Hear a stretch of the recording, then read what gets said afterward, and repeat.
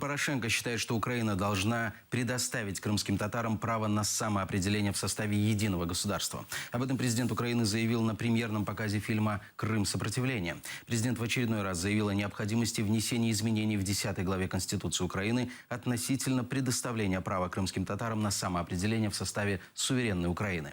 Порошенко готовит изменения в Конституцию относительно установления национальной автономии крымских татар. Я наголосив, що ми вносимо зміни в 10-й розділ Конституції України. І буду просити підтримати це. І український парламент, Українську Верховну Раду, і український народ.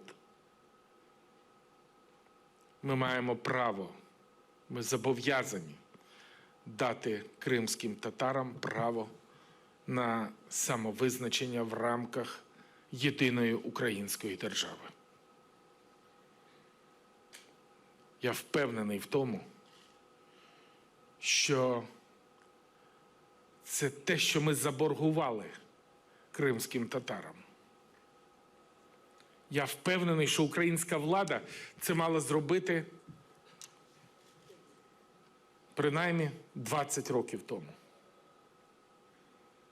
І зараз ситуація була б абсолютно інша.